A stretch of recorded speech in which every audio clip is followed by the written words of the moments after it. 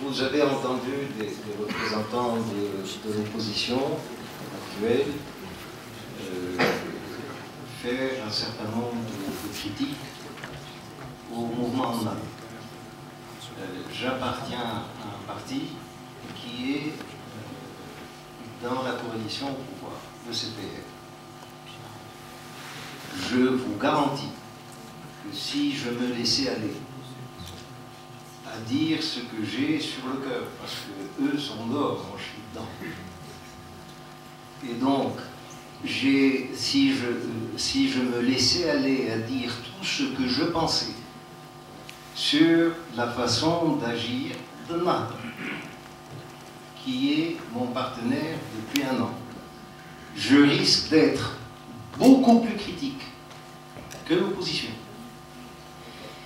Et il y a eu des débats tous ces derniers mois, des débats internes à la Troïka, où des choses extrêmement dures ont été dites.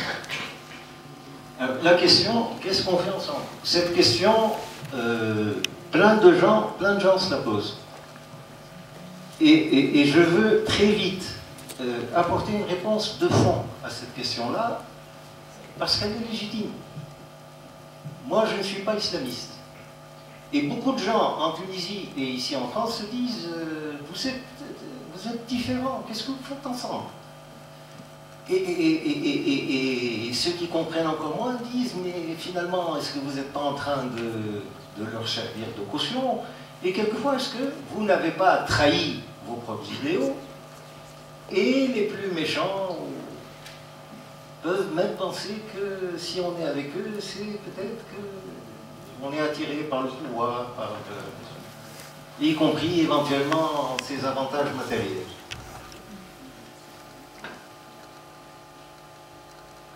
La première chose qu'il faut dire, pour répondre de façon sérieuse à cette question, la première chose qu'il faut dire, c'est que on ne peut pas, et là, l'intérêt, c'est qu'on est à Paris. On ne peut pas analyser la situation politique en Tunisie à partir d'une grille de lecture politique française. Ce n'est pas possible. Si on réfléchit à partir de catégories type laïcité, on ne comprend rien à ce qui se passe en Tunisie. Pourquoi ? Parce qu'en Tunisie, depuis l'indépendance, je suis désolé, quand j'écris, je mets des guillemets, quand je parle, je peux difficilement mettre des guillemets. Pour moi, l'indépendance de 1956, elle est quand même relative. Donc je mets des guillemets, je précise. Depuis l'accession, donc depuis la décolonisation, nous avons dans notre pays un problème religieux. La religion, dans notre pays, pour de bonnes et pour de mauvaises raisons, a été attaquée.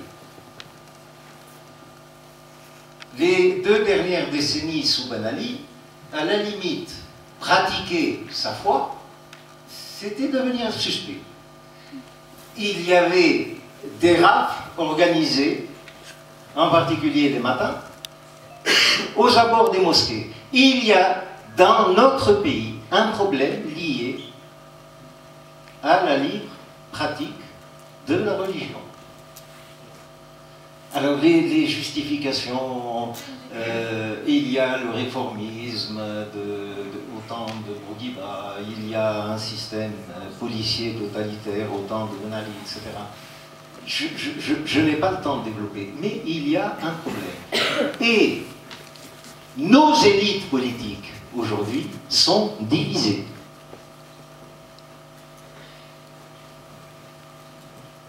Et non seulement les élites politiques sont divisées, mais cette division, on la retrouve y compris dans de larges secteurs de la société. La démocratie, c'est quoi? La démocratie, c'est permettre à des gens différents de vivre dans un même système politique.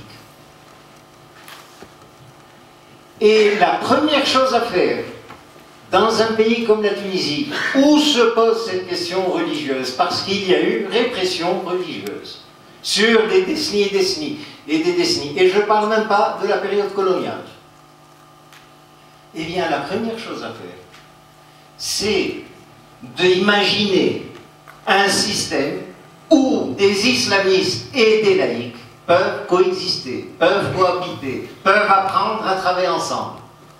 Il n'y a pas de possibilité de réunifier nos élites, de réunifier notre société si on n'apprend pas à travailler ensemble. Et à travailler ensemble malgré les différends, malgré les contradictions, et en dépit des disputes qui peuvent survenir, je ne dis pas de temps à autre, de façon quasiment quotidienne. Donc, il y a un choix, et ce choix, c'est un choix en faveur de la démocratie, ce n'est pas un choix en faveur de l'islamisme. Maintenant,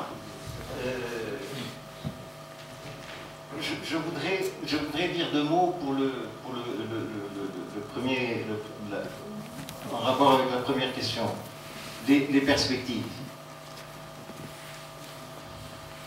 Il y avait quelque chose, il y a quelques semaines,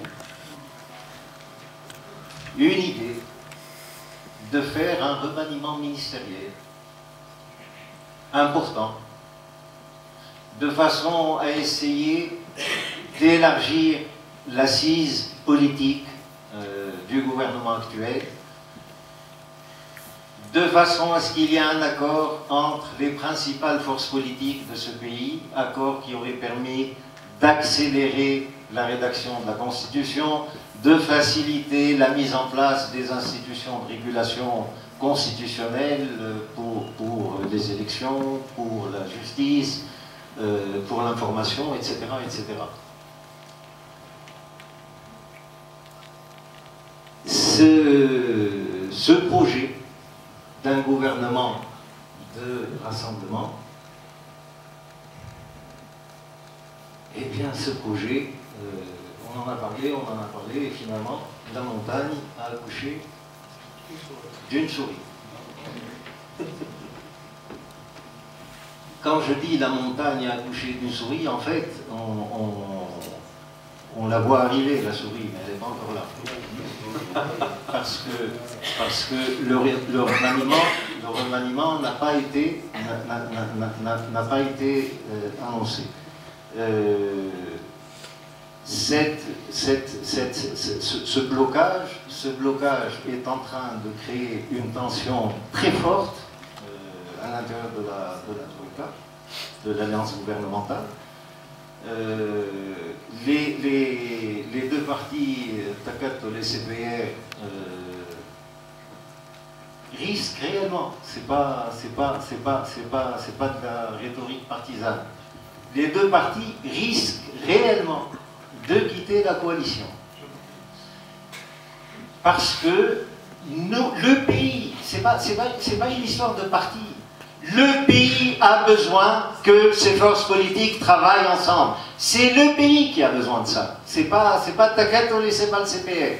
Le pays a besoin qu'on lui donne une image d'unité, alors qu'aujourd'hui on lui donne une image de dispute perpétuelle, de guerre intestine. Le pays a besoin d'unité, de stabilité. Le pays a besoin de retrouver un minimum de confiance dans ses responsables politiques. Nous avons besoin de ça. Et ça ne se fait pas. Si ça ne doit pas se faire, et jusqu'à présent, nous ne sommes pas dans la bonne direction, eh bien, il y aura une crise politique majeure. Et je ne dis pas ça en étant content, parce qu'une crise politique majeure dans la Tunisie aujourd'hui, c'est la porte ouverte sur l'inconnu. Ce n'est pas simple. Ce n'est pas simple. Je crois que par rapport à cette question, on sera fixé vraisemblablement à la fin de la semaine prochaine, d'ici mercredi, jeudi, vendredi, hein, la deuxième moitié de la semaine qui vient. Oui, mais ça m'intéresse pas, ça. Je suis désolé, hein. Ça va coucher avec une souris, mais la souris, ça m'intéresse pas, ça. Si ça accouche d'une souris, ça n'intéressera personne. Si ça accouche, on va dire, d'un clochard, peut-être que ça commence à intéresser. Mais on est beaucoup plus près de la souris que du clochard.